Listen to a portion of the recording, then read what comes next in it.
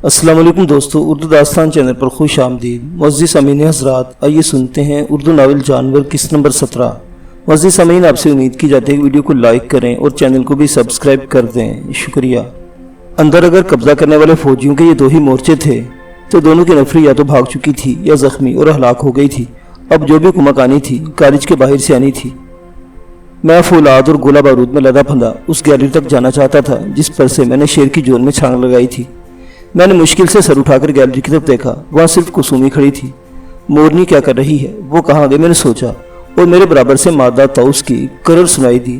मुश्किल से सर घुमाकर देखा। मोरनी ताउस की मादा मेरे साथ चली आ रही थी। मैंने इस खूबसूरत परिंदे से कहा, मोरनी अच्छा हुआ तू आ गई, आ जरा हाथ बटा ले, भारी है यह हथियार। मादा परिंदे ने मेरी बात भी ना सुनी और वो परफटाटी एक तरफ दौड़ गई। मैंने पुकारा, मोरनी। दूसरी समझ से खिलखिलाकर हंसती हुई वो लड़की मोरनी मेरी तरफ बढ़ी और बोली, जंगल की चिड़ियों से बातें करते हो सरदार, अपनी आशिक मोरनी को भी नहीं पहचानते। मैं किसी आगा मगर खफीफ और शर्मिंदा होने की एक और भी वजह थी। मैं परेशान था कि मोरनी आखिर इस तरह बरमिला इजहार इश्क क्यों करती फिरती है। मोरनी बढ़कर आई और इसने मेरे कांधों का बोझ हल्का किया और बताया कि इसने मीरबाज और ब्याला दोनों को अंदर वहां विहार में पहुंचा दिया है। दोनों होश में हैं। कुसुमी ने मरहम पट्टी शुरू कर दी है। मुझे ब्याला का आदमी याद आया था। मैंने इससे पूछा तो मोरनी ने धीरे से कहा, वो काम आ गया। कैसे? इस मार्के में ये पहला नुकसान हुआ था। मोरनी बोली, ये दोनों ब्याला को बचाने जंजीरें तोड़ के मोर्चे से भागे थे। उस वक्त मशीन गन का पहला बरस्ट उन्होंने दुश्मनों ने तुम्हारे पठान भाई पर चलाया। ब्याला का आदमी उछलकर सामने आ गया, सारी गोली से अपनी छाती पर ले ली। मगर क्यों? मुझे लड़ने वालों की तरफ से इस किस्म की कुर्बानी टाइप कार्रवाई अच्छी नहीं लगती थी। हालांकि ये करके इसने मेरे दोस्त मीरबाज को बचा लिया था। मोरनी ने बताया, वैसे भी वो जिंदा नहीं बचता। उन कुत्तों ने ब्याला के आदमी को यह पेट के नीचे खंजर का जख्म लगाया था। खंजर का जख्म? मोरनी ने सर झुकाकर धीरे से कहा, हाँ, इसकी मर्दानगी खत्म कर दी थी कुत्तों ने। बोलते थे तेरी मोहब्बत करने वाली नहीं रहेगी, तो फिर ये सब किस काम की? मोरनी रुक गई थी और सर झुकाए रो रही थी। मैं इसे किस तरह तसल्ली देता। लम्हे भर को मैं इसके पास गया मगर हम खुले में थे। मोरनी ने खतरे का एहसास करके फौरन खुद को संभाला और कदम बढ़ाकर झाड़ियों में छुपे किसी चोर दरवाजे के सामने जा खड़ी हुई। मैं इस तरफ से पहले भी गुजरा था। ऐसी चाबुक दस्ती और मुहारत से यह दरवाजा बनाया गया था और इसके आगे झाड़ियाँ उगा दी गई थी कि खास तौर पर समझाए बगैर ये रास्ता समझ में नहीं आता था। मोरनी ने दरवाजे के करीब जाकर कहा, मैं मोरनी, रचना खोलो। रचना उस लड़की का नाम था जो दूसरी तरफ खड़ी पुकारे जाने का इंतजार कर रही थी। ये वही मोरनी की होने वाली भाभी थी। विहार की महफूज चारदीवारी में आते ही एक एहसास तहफ़्फ़ुज़, जख्मी मीरबाज की तरफ से तशवीश, एक आदमी के नुकसान के सदमे और लड़की ब्याला बाई के बचा लेने जाने की तमानियत, इनकी एक दूसरे से मुतसाबिन कैफियतों की यूरिश ने मुझे थका के रख दिया था। हम तेज़ी से उस हिस्से में जब पहुंचे जिसे पैरा स्टोर के तौर पर उस वक्त फील्ड अस्पताल की तरह इस्तेमाल किया जा रहा था। ब्याला को सर से पैरों तक चादर में लपेट दिया गया था। इसकी एक पाँव चादर से बाहर थी जिस पर बिहार की एक बड़ी उम्र की औरत पट्टी बांध चुकी थी। वो औरत अब मीरबाज की तरफ आ गई थी और कुसुमी का हाथ बटाने लगी थी। मीरबाज को शीट बिछाकर एक मेज पर लिटा दिया गया था। इसके बदन पर बस एक तौलिया पड़ा था। कुसुमी और बिहार का एक मर्द मुलाजिम और अब ये बड़ी उम्र की औरत इसके खूनम खून बदन को साफ करके जख्मों को बिसात भर टांके देकर पट्टियां कर रहे थे। मीरबाज के दाएं बाजू और पहलू पर खासे गहरे जख्म आए थे। इसके अलावा लगता था इसकी रान का पुराना जख्म फिर खुल गया है। मीरबाज के सर पर भी पट्टी बंधी थी। फिर भी मुझे आता देखकर से दरवाजे की तरफ सर घुमाया और धीरे से बोला, शुक्र अल्हम्द यारा, तुम ठीक है। मैंने हाथ बढ़ाकर इसकी पेशानी छू ली। मीरबाज, बड़ा काम किया दोस्ता तूने, बेकसूर लड़की को बनने नहीं दिया। वो बोला।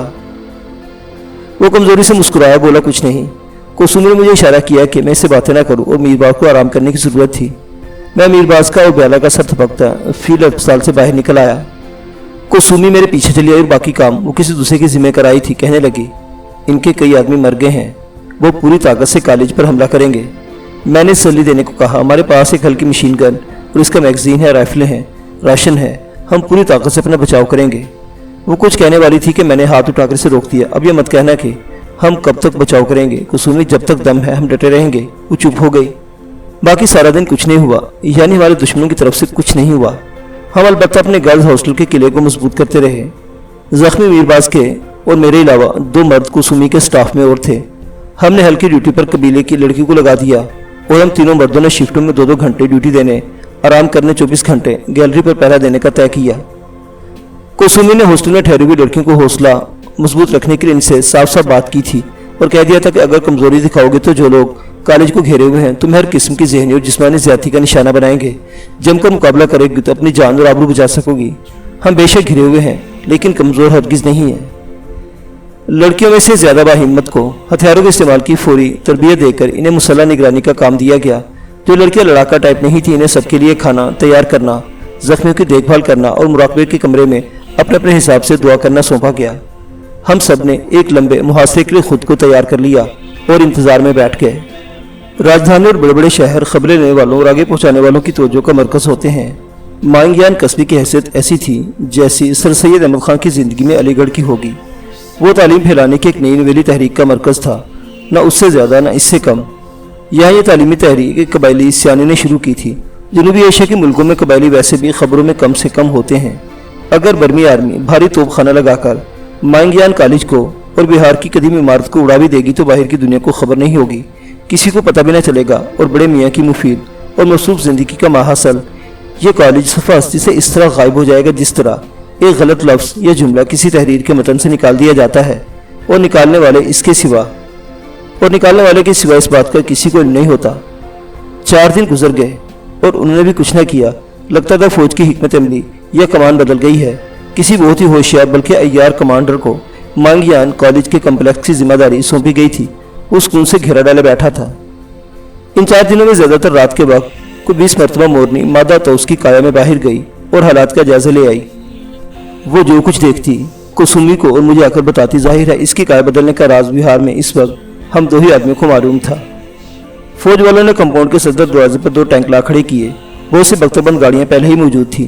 برمی فوج کی بھاری نفری کمپاؤنڈ کو گھیرے کھڑی تھی اور کمانڈر وائرلیس پر رنگون سے ہدایت لے رہا تھا۔ مورنی نے دیکھا تھا کہ مانگیان کی مقامی آبادی جو فوج کے خوف سے پہلے ہی دور دور رہتی تھی اب بالکل بھی ادھر کا رخ نہیں کر رہی تھی۔ مورنی نے کالج سے دور بڑے میاں کے ششو کے گنے کے کھیت اور چھپر پر بہار والوں کی پوری بپتا جا سنائی تھی۔ ششو نے وعدہ کیا تھا کہ وہ کسی نہ کسی طرح دارالحکومت رنگون کے باسیوں تک محاصرے کی خبر پہنچا دے گا۔ وہ کوشش کرے گا کہ غیر ملک اخبار نویسوں نامہ نگاروں کو مانگیان کی طرف متوجہ کر سکے۔ محاصرے کے تیسرے دن مورنی نے دیکھا کہ جینز اور جرسی پہنے ایک گوری میم کیمرہ لٹکائے ایک پرانی فوکس ویگن پہ صدر دروازے پر کھڑی فوج کے نوجوان افسر سے جھکجھک کر رہی تھی۔ اس نے اگلے دن بھی اس میم کو گیٹ پر جھگڑا کرتے دیکھا۔ مورنی پرندے کی کایا میں لڑکی مورنی اس رات کنجوں تناور درختوں میں چھپتی چھپاتی آئی اور مجھے گیلری میں آ کر بتانے لگی کہ گیٹ پر آج پھر وہی ہو رہا ہے۔ دن کے وقت پرندے مورنی کا نکلنا بھی مخدوش تھا۔ عام برمی اور بدھ مذہب کے پیروکار تو اس کو متبرک اور مقدس پرندہ مانتے تھے۔ ان کے سامنے میں آنے جانے میں کوئی حرج نہیں تھا، مگر دوسری قوموں مذہبوں کے لوگ بھی سرکاری نفری میں شامل تھے۔ اگر کسی نے مور کا گوشت کھانے کے ارادے سے لڑکی مورنی کو مار گرایا تو یہاں تو سب کھیل ختم ہو جائے گا۔ لڑکی مورنی کسومی کو اور میرے بعد ہماری طرف کی جیسے نائب کمانڈر تھی۔ کسومی نے تو اسے پابند کرنے کی کوشش کی تھی کہ وہ دن کے وقت مور کی کایا میں کمپاؤنڈ بھی دکھائی نہ دے، مگر بعض اوقات وہ بہت قیمتی خبریں لے آتی تھی، اس لیے دن میں نکلنے کی یہ پابندی کبھی نرم بھی کر دیا کرتا تھا۔ اس گوری میم کے یہاں آنے سے رنگون میں بیٹھے ہمارے بارے میں فیصلہ کرنے والوں پر دباؤ ڈالنے کا بہت اچھا موقع ہاتھ آیا تھا۔ میں نے کاغذ لے کر غیر ملک کے نامہ نگار کے لیے انگریزی زبان میں پوری تفصیل لکھ دی کہ کالج کے ہاسٹل میں کل کتنی لڑکیاں ہیں، لڑکی بیرا جو زخمی ہے اس کے ساتھ کیا معاملہ پیش آیا ہے، اس کے شوہر کو کس طرح مورچے والوں نے مار گرایا ہے۔ اس رکے میں نے غیر ملک کے نامہ نگار سے درخواست کی تھی کہ وہ دنیا کو ہماری بپتا سنا کر برمی حکام کو اس بات پر آمادہ کرے کہ ہمیں یعنی تمام لڑکیوں اور کالج کے بانی کی پوتی کو نکل جانے دیا جائے۔ ہم لوگ کالج پر قابض رہنے پر ہرگز اصرار نہیں کریں گے۔ اس رکے کو پہچانے کے سلسلے میں میرا مورنی سے طے ہوا تھا کہ وہ کوئی غیر معمولی خطرہ نہ لے۔ پرندے کی کایا میں کالج کمپلیکس کے اس حصے سے جہاں کبھی لڑکوں کا ہاسٹل تھا تناور درختوں میں ہوتی کچھ دور نکل جائے، پھر انسان کی جون میں آ کر کسی طرح کیمرے والی اس میم تک پہنچے گی اور میرا خط حوالے کر کے واپس مادہ توس بن کر کمپاؤنڈ میں آ جائے گی۔ ابھی مورنی روانہ بھی نہ ہوئی تھی کہ کسومی آ گئی۔ مجبوراً اسے ساری بات بتانی پڑی۔ کسومی نے بہت سختی سے اس تجویز کی مخالفت کی اور مجھے مجبوراً کسومی کے آگے ہتھیار ڈالنے پڑے، مگر کسومی کے جاتے ہی مورنی میرے برابر آ بیٹھی بولی، سردار کسومی نے مجھے دن کے وقت مورنی کی کایا میں بہار کے کمپاؤنڈ سے نکلنے اور گوری میم تک جانے کو منع کیا ہے نا؟ میں نے کہا ہاں۔ تو بولی، سردار تم پر تو کوئی پابندی اغوا کسومی نہیں لگائی ہے۔ میں نے انکار میں سر ہلایا۔ وہ جوش میں کھڑی ہوئی تھی، بولی، تو آؤ میں تمہیں ایک جگہ دکھاتی ہوں۔ ہنس کر کہنے لگی، اغوا نے مورنی کو کچھ بک بک کرنے اور کچھ کام کی چیزیں دکھانے پر تو پابندی نہیں لگائی ہے۔ میں بھی اٹھ کھڑا ہوا، نہیں کسومی نے تو ایسی پابندی نہیں لگائی۔ वो मुझे लिए हुए बिहार के चोर दरवाजे तक आई और कहने लगी, खुले कंपाउंड में निकलना होगा। ये मसला था क्योंकि हम दोनों शेर और मोरनी बनकर ही निकल सकते थे। मोर्चों की तबाही के बाद फौज वालों ने कंपाउंड की दोहरी दीवार पर बांस की स्लीव वगैरह लगाकर थोड़े थोड़े फासले पर चौकी सी बना दी थी।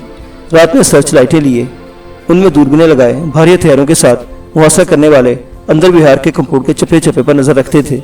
मोर्चों पर मैंने शेर बनकर जो हमला किया था, इससे फौज वाले समझ सकते थे कि मोरनी की तरह बिहार में शेर भी पला हुआ होगा।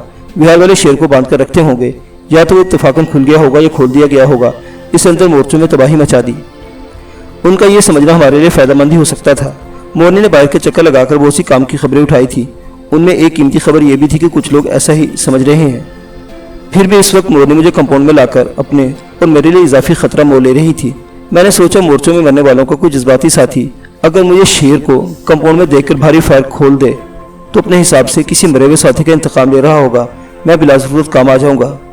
मैंने अपने इस खदशे का इजहार मोरनी से किया तो वो बोली, मैंने जो इधर उधर से फौजियों की बातें सुनी हैं तो कुछ ऐसा ही लगता है कि कुछ लोग बिहार में खुले छोड़े हुए शेर को किसी पुराने गुस्से में भरे भिक्षुक की भटकती हुई आत्मा समझते हैं। ये तो हम परस्ती लाइन मुझे अच्छी लगी। इन फौजियों के तोहमात एक तरह से मेरी बीमा पॉलिसी थे। वो भिक्षु के भूत पर हर किस गोली नहीं चलाएंगे। चोर दरवाजे से निकलते ही मैंने झाड़ियों में खुद को शेर में तब्दील किया। लड़की मोरनी मादा तोस बन गई और हम दरख्तों की ओट लिए चार दीवारी की तरफ बढ़ गए। आज मुहासरे के चौथे दिन मैं खुद अपनी आंखों से देख रहा था कि इनका घेरा कितना सख्त है। वो कितने इंतजामात करके बैठे हैं।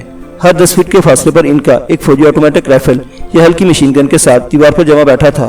और वहां जहां उन्होंने सीढ़ी लगाकर या मचान बनाकर चौकी सी बनाई थी, एक एक हैवी मशीन गन पोस्ट थी और दूरबीनें लगी थी। रात में वो यहाँ ताकतवर सर्च लाइट्स लगा देते होंगे। हमें चार दीवारी के साथ साथ झाड़ू में चलते फिरते फौरन ही देख लिया गया। गार्ड्स एक दूसरे को इशारे से ये शिश की आवाज निकाल कर बता रहे थे, देखो वो शेर जा रहा है। जंगल में शेर के साथ दूसरे परिंदों खास तौर पर ताउस को देखा जाता है, तो उनके लिए ये मंजर कोई अनोखा नहीं था।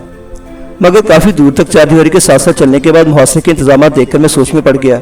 अपनी गिनती की राइफलों, एक LMG और मुख्तसर से मैगजीन के साथ इनका मुकाबला तो खैर क्या करते, हमारे तो बच निकलने के या भागने के लिए भी हालात साजगार नहीं थे। मगर खैर मुझे याद था कि मोरनी मुझे यहाँ किस काम के लिए लाई है। वो दरख्तों झाड़ियों के एक भारी कुंज के नीचे पहुंचकर रुक गई।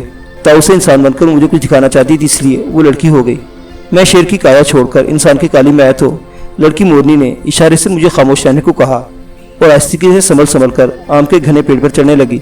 इसने मुझे पीछे आने का इशारा किया। दरख्त की खासी ऊंची शाख पर घने पत्तों में छुपे हम दोनों चार दीवारी पर बनी इन चौकी में देख रहे थे। ये मशीन गन पोस्ट थी। 3 फौजी जो पहले आराम से बैठे थे अब नजरों में हमारे दरख्त से मुखालिफ समत में इस शेर को तलाश कर रहे थे। इनका ध्यान हमारे दरख्त की तरफ नहीं था। मोरनी ने मेरे कान से मुंह लगाकर कहा, सरदार इस चौकी और अगली चौकी के बीच देखो, दीवार पर क्या है। मैंने देखा, बाहर उगा हुआ खजूर का एक पेड़ नजर आया। मैंने फौरन मोरनी को बताया कि मैंने क्या देखा है। कहने लगी, अगर कोई दीवार पर पहुंच जाए तो इस खजूर के पेड़ से उतरकर बाहर जा सकता है। मैंने कहा, हाँ अगर दीवार पर पहुंच जाए और कोई इसे देख न रहा हो तो ये खजूर का पेड़ आसानी से इसे बाहर पहुंचा देगा। मगर सवाल ये है। मोरनी ने मेरे कंधे पर थपकी दी, बस सरदार यह दिखाना था, आ जाओ नीचे। ये क्या पागल बनता, मैंने कहा, तुम यह सिर्फ खजूर का पेड़ दिखाने लाई थी। मोरनी तुम्हें क्या हो गया। वो धीमी मुस्कुराहट के साथ बोली, नहीं मैं ये दिखाने लाई हूँ कि दोनों चौकों के बीच बाहर तो ये खजूर है और अंदर की तरफ दोहरी दीवार में पत्थर का ये परनाला बना है।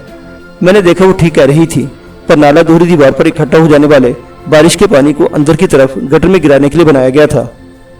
मोरनी बोली, अगर मैं मोरनी चिड़िया बनकर किसी हल्के जानदार को अपने पंजों में लेकर इधर से उधर उड़ूं और इस जानदार को ऊपर पर नाले में छोड़ दूं तो ऊपर दीवार वालों को नजर नहीं आएगा। वो ढकी हुई नाली में रेंगता हुआ खजूर के पेड़ तक पहुंच जाएगा। फिर पेड़ के तने पर से बाहर उतरकर वो आगे झाड़ियों में इंसान की काया लेकर सीधा गोरी मेम तक जा सकेगा। इसका दिमाग बहुत मुश्किल हालात में भी बहुत ठंडे ठंडे काम कर रहा था। मैंने कहा, हाँ कोई भी जानदार इस तरह बाहर जा सकता है और इस तरह वापस आ सकता है, मगर वो है कहाँ है वो जानदार। मोरनी मुस्कुराई, नीचे आओ सब कुछ समझा दूंगी। नीचे झाड़ी की ओर ने बताया कि अंदर बिहार में कोई ऐसा है जो काया बदलकर इंसान से सांप और सांप से फिर इंसान बन सकता है। मोरनी कहने लगी, मैं बताऊंगी तुम्हें कि वो कौन है। हाँ अगर मेरी ये बात तुम्हें ठीक लगती है तो सरदार तुम इधर ही इंतजार करना, मैं इसे सांप को मोरनी बनकर पंजों में उठा लाती हूँ और उड़कर परनाले के मुंह में छोड़ देती हूँ। वो खजूर के रास्ते बाहर उतर जाएगा। ये फौजी लोग असली मोरनियों को उड़ते उतरते दौड़ते देखते ही रहते हैं, शक भी नहीं करेंगे। बोलो ले आऊं। मैं 2 मिनट खामोश बैठा इस मंसूबे के हर पहलू पर गौर करता रहा। अगर एहतियात से अमल किया जाए तो सांप की काया में बाहर जाने वाले के लिए कोई खास खतरा नहीं है। सो इसके लिए बाहर से बहुत एहतियात से गैर मुल्की नवानिगाह तक जाना होगा। वो लोग हर तरह से कोशिश करेंगे कोई मुकामी आदमी इस गैर मुल्की औरत के करीब तक न जा सके, मगर यह काम बहुत ज़रूरी था। हम लोग बुद्ध विहार वाले जिंदा बचे न बचे, कम से कम ये इत्मीनान तो आखिर वक्त तक रहेगा कि हमारे तबाह कर दिए जाने एक लड़की के जरिए हम तीनों मर्दों को मार दिए जाने की खबर बाहर की दुनिया तक पहुंच गई है। मैंने मोरनी से कहा कि तू वो रुका संभाल कर इसे सांप को सब कुछ समझा कर ले आ, मैं आम के दरख्त पर बैठा इंतजार करता हूँ। लड़की ने फिर से ताउस की मादा का काल भी इख्तियार किया और सांप को वो जो कोई भी था लाने के लिए वहाँ के चोर दरवाजे की तरफ फटफटाती चली गई। मैं फिर से आम के दरख्त पर चढ़ गया। फौजी लोग मोरनी को जाते देखते रहे। उनमें से किसी को ये ख्याल आया होगा कि मोरनी इस कुएं से निकली है तो शेर को भी इधर ही तलाश करना चाहिए। उन्होंने दूरबीन वाले से पुकार कर कहा, अरे इधर कहाँ देख रहा है, भाग। और मोरनी झाड़ी में गए थे। मोरनी अभी भी निकल के भागी है, भाग को इधर ही आम के नीचे झाड़ियों में देख। मैं पत्तों के बीच में ही हरकत हो गया। वो लोग अपनी दूरबीन इधर उधर घुमा रहे होंगे, मैं दम साधे बैठा रहूंगा तो कपड़ों का रंग भी ऐसा है दूरबीन वाले को भी धोखा हो जाएगा। मगर ठीक इस वक्त ऊपर की शाख से एक भूरा लंगूर कूदकर मेरी शाख पर आया और मुझे देखकर डर कर चीखता हुआ भागा। पत्तों की जोट मेरे और फौजियों के बीच खड़ी थी, लम्हे भर के लिए हटी। ठीक इसी लम्हे दूरबीन वाले ने लंगूर की पुकार सुनकर अपनी दूरबीन आम की इसी शाख की तरफ घुमाई। मैंने दूरबीन के शीशे अपनी आंखों में चमकते देखे। दूरबीन वाले ने शायद मेरी आंखों में देखा होगा, इसे चीख कर कहा, अंदर आम के दरख्त पर कोई बैठा है, उधर सबसे ऊंची शाख पर, ला अपनी राइफल दे, मुझे राइफल दे। मैंने सिसकारी ली, लो जी मारे गए शेर अली। मैंने एक बार आयत करीमा पढ़ी और आम की शाखों से खुद को बचाते हुए सीधा जमीन पर कूदा और झाड़ी में रेंगता गया। दीवार से फायर हुआ था। मैंने घबराकर आंखें बंद कर ली थी जब इत्मीनान हो गया कि गोली मुझे नहीं लगी। इसी वक्त ऊपर से कुछ गिरा। आंखें खोलकर देखा, मुझे कुछ फासले पर भूरे लंगूर की लाश पड़ी थी। या तो गोली चलाने वाले को मुगालता हुआ होगा या इसने वाकई लंगूर को निशाना बनाया था। एक फौजी की चिल्लाती आवाज आई, तूने किस पर फायर किया है? वो जो ऊपर दरख्त पर चढ़ा बैठा था, इसे गिराया है। अरे तूने लंगूर की हत्या की है रे बुद्धू, आदमी किधर भी नहीं, लंगूर मरा पड़ा है वो देख। बकवास करता है, एकदम अंधा है सूरा। अरे नहीं दिखता तो अपनी दूरबीन से देख, कमंडल की तरह बिलावजा गले में लटका रखी है। वो झाड़ी के पास क्या पड़ा है जरा देख। अरे हाँ, ये लंगूर की हत्या हो गई। इसने साथी की इस आवाज की नकल उतारी। आओ भाई, अब चचच करने से कुछ ना हुए, 12 पंडितों को भोग देना होगा सोरे। मैंने सोचा ये लोग बुद्ध नहीं हिंदू होंगे, इसलिए लंगूर बंदर के मारने पर कफारा देने की बात कर रहे हैं। लंगूर की हत्या की है तब इसे 12 पंडितों को खाना खिलाना पड़ेगा, हलवा पूरी और दूध का जुर्माना भी भरेगा। पंडितों के तो मजे आ गए। पर वो आदमी किधर गया? ये फौजी आवाजी से बहुत परेशान लगता था खुद ही। एक लम्हे बाद कहने लगा, तेरी कसम आदमी था रे, मेरी इससे आंख मिली थी। इसका साथी हंसा, और रहने दे रे रहने दे, मेरी कसम क्यों खाता है? सामने पड़ा लंगूर नहीं दिखता तुझे? आदमी कैसे देख रहे तूने? आंख मिली थी साला, तेरी कसम। बुद्धू साला, फिर से मेरी कसम, और रहने दे, नीचे टेंट में जाकर सो जाए थोड़ी देर को, दिमाग ठंडा हो जाएगा, जा। इतनी दूर से कुछ और सुनाई न दिया। इस बुद्धू के बड़बड़ाने की आवाज आई और फिर बंद हो गई। जो चीख चीख कर इसका मजाक उड़ा रहा था, इसने पुकार कर किसी और से कहा, अरे सुना तूने? देखा सूर्य को कैसा दीदा पटम इस साले का? हाँ जबर, साला बोलता है, तू मुगालता हो गया। तीसरे कसने की आवाज आई। इसने बस एक ही लफ्ज दोहराया, मुगालता। फिर कुछ देर खामोशी रही। मुगालता कहने वाले जबर नामी फौजी ने दूसरी चौकी से कहा, तुम लोग का भी खूब है, बंदर मार दिया तो 12 पंडितों को माल खिलाओ, तब जान छूटेगी। जवाब में पहले फौजी ने जरा तेवर बदल कर कहा, क्योंकि इसका लहजा तीखा था, बोला, इसमें खूब ना खूब कहाँ है रे जबर? कहाँ? जबर बोला, अरे ये सब पंडितों का अपना बनाया असूल है, माल काटने का रास्ता निकाल लिया, 12 पंडे खिलाओ, 20 खिलाओ, मिठाई लाओ, दूध लाओ, बस मुफ्तखोरी चल रही है। हिंदू फौजी बुरा मान रहा था, चीखकर पूछने लगा, मुफ्तखोरी तुम्हारे मुल्ला लोग नहीं करते? जबर जो मुसलमानों का बोला, क्यों नहीं करते? खूब काटते हैं, कहते हैं काला मुर्गा लाओ, सफेद बकरा लाओ, हलवा लाओ। तो फिर? जबर हंसने लगा, ओ बे, ये तो फिर क्या होता है? मैं कोई एजेंट हूँ मुल्ला लोग का जो मुझसे पूछता है? तो फिर मैंने तो एक बात कही थी, ये पिंडे मुल्ले सभी होशियार हैं। हिंदू फौजी चिढ़ गया था, होशियार तुम हो, हमारे बामन पंडितों को बुरा कहकर अपना जी ठंडा कर लिया। सच में एक बात अपने मुसलमान मुल्ला को भी बोल दी। लो भाई, बात भी कह दी, बात बिगड़ी भी नहीं। करीब की चौकी से कुछ सुन रहा था, पुकार कर बोला, चुप करो रे, ये तुम लोग ने फिर हिंदू मुस्लिम दंगा शुरू कर दिया। دونوں فوجیوں کی جھکجھک سے یہ تو معلوم ہو گیا کہ ادھر چوکی پر ایک مربی مسلمان بھی ڈیوٹی دے رہا ہے۔ اس بات سے ایک بے نام اطمینان سا ہوا کہ اپنا ہم مذہب یہاں قریب ہی ہے، اور ایک فکر بھی ہو گئی کہ مورنی خطرے میں ہے۔ مسلمان بھائی کے ہتھے چڑھ گئی تو پکانے کھانے کے لیے مورنی کو مار لے گا، رعایت نہیں کرے گا۔ اندر کہیں مورنی نے فائر کی آواز سن لی ہوگی، وہ تو میری طرف سے فکر مند ہو کر اٹھتی ہوئی آئی اور کنج کے اور آم کے پاس کلانے لگی۔ میں نے کنج کی حافظ سے اپنی شیر کی آواز سنائی دی، یعنی شیر جب آسائش سے کنجوں میں ٹھہرا گونجتا ہے۔ میری آواز سن کر مورنی پھٹپٹاتی چلی گئی، شاید اس نئے رضاکار کو لینے جو سانپ کی کایا میں کمپاؤنڈ سے باہر نکل سکتا تھا۔ 20-25 منٹ بعد میں نے جھاڑی میں چھپے چھپے لڑکی مورنی کی آنے کی آوازیں سنی، اور کچھ ہی دیر میں وہ پتوں شاخوں میں رستہ بناتی مسکراتی میرے برابر آ کر بیٹھی، بولی، جانے والا تمہارا رکا لے کر چلا گیا، میں پورے گھنٹے برباد کھجور کے پاس دوری دیوار پر جا بیٹھوں گی اور اسے پنجوں میں بھر کے اتار لاؤں گی۔ میں نے خوش ہو کر اس کا سر تھپک دیا تو کچھ شوخی شرارت کچھ سنجیدگی سے بولی، تم اپنی مورنی پر حکم چلاتے ہو سردار، اور دیکھتے جاؤ وہ کیسے کیسے کام کرے گی۔ پھر وہ مجھ سے ٹیک لگا کر بیٹھ کے اور سگوشوں میں باتیں کرتی ہوئی ان اچھے دنوں کے لیے منصوبے بنانے لگی جب وہ میرے بچوں کو جنگلی پودوں پرندوں کے نام سکھائے گی، انہیں سارا دن سرحد کے گھنے جنگلوں میں لیے پھرتی رہے گی۔ میں نے کہا پاگل ہے تو، صبح سرحد میں ایسے گھنے جنگل تو نہیں ہوں گے جیسے یہاں برما میں ہے، اور پھر تم وہاں کس طرح جائے گی؟ بولی ادھر تو لے کے جائے گا نا، مجھے اپنے بچوں کی ماں بنانے کو لے جائے گا۔ میں نے کہا شاباش ہے تجھے، ایسی مصیبت والے دنوں میں اتنی سخت پریشانی میں بھی تو اپنے پاگل پن کے لیے وقت اور موقع نکال لیتی ہے۔ ایسی ہلکی پھلکی دیوانی باتوں میں مورنی نے وہ 1 گھنٹہ گزار دیا۔ میں نے کچھ امید کے بعد اگر کسی میں اتنی دل آویزی پائی تھی، کسی کے پاس بیٹھنے میں، کسی کی باتوں میں جی لگتا تھا، تو وہ یہی بولی مورنی تھی۔ گھنٹے بعد وہ کائے بدل کر کنج میں مورنی بنی اور پھٹپٹاتی آتے کی دوری دیوار کی طرف پرواز کر گئی۔ وہ جس خوبصورت جتنی شان سے درختوں سے بلند ہو رہی تھی، اسے دیکھ کر میرا دل ایک بار بے تابانہ دھڑکا تھا۔ خوبصورت چیزیں نامعلوم کیوں اتنی عارضی ہوتی ہیں، میں نے سوچا۔ پھر اس بدشگونی پر میں نے خود کو ملامت بھی کی، اور میں نے سوچا جب تک وہ اس سانپ کو واپس بہار میں چھوڑ کر فارغ نہیں ہو جاتی، میں اس کنج میں رہوں گا، انتظار کروں گا۔ میں ٹانگیں پھیلا کر درخت کے تنے سے ٹیک لگا کر جھاڑوں میں لیٹ گیا، پر دوسرے لمحے اٹھ بیٹھا۔ دوری دیوار کی طرف سے گولی چلنے کی آواز آئی، اور ایک آواز اور تھی، کسی پرندے کی چیخ، مجھے مادہ طاؤس کی چیخ سنائی دی تھی۔ میں جھاڑی سے نکل کر باہر بھاگا اور فوراً لوٹ آیا۔ میں تو شریری بنگش تھا، انسان تھا، اور بہار کے آتے میں آدمی کی جان کی کوئی ضمانت نہیں تھی۔ جھاڑی کی اوٹ میں نے شیر کی کائے بدلی اور غیظ و غضب میں دھاڑتا ہوا احاطے کی دیوار کی طرف چلا گیا۔ مجھے معلوم تھا ان کی 2 چوکیاں عین میرے سر پر تھیں۔ وہ اگر فیصلہ کر لیتے ہیں کہ بہار کے پالتو شیر یا کسی بھکشو کی بھٹکتی روح سے کالج کی عمارت کو پاک کر دینا ہے، تو پھر یہی شیر کا جسم میرا کفن بن سکتا تھا۔ مگر انہوں نے گولی نہیں چلائی۔ وہ سب ترکیب میں پکارتی کلاتی مورنی کو دوری دیوار پر پڑے بازو پھڑپڑاتے پنکھ چلاتے دیکھ کر اپنے کسی شیطانی جذبے کی تسکین کر رہے تھے۔ میں وحشی جذبہ نہیں کہوں گا، کیونکہ وحشی اور طائر، جنگلی جانور اور پرندے تو عین فطرت پر زندہ رہتے ہیں، وہ ظلم سے سہ سکتے ہیں، ظلم جیسے شیطانی عمل ان سے سرزد نہیں ہو سکتا۔ میں نے خود کتنی بار جنگلی جانور بن کے دیکھ لیا تھا، اور میں جانتا تھا کہ دشمنی اور ظلم آدمی سے مخصوص ہے، یہ جانور کے مزاج میں، اس کی جبلت میں نہیں۔ وہ لوگ جو مورنی کو تڑپتا دیکھتے تھے اب میری طرف متوجہ ہو گئے۔ تب میں نے دھاڑتے ہوئے زبردست کی اور کوئی 15 فٹ کی بلندی تک دیوار کو اپنے شیر پنجوں سے چھو کر واپس احاطے میں آ گرا۔ میں نے تیش میں احاطے کے نرم گھاس پر پنجے کھولے ایک کاوا مارا اور زمین ادھیڑ کر رکھ دی۔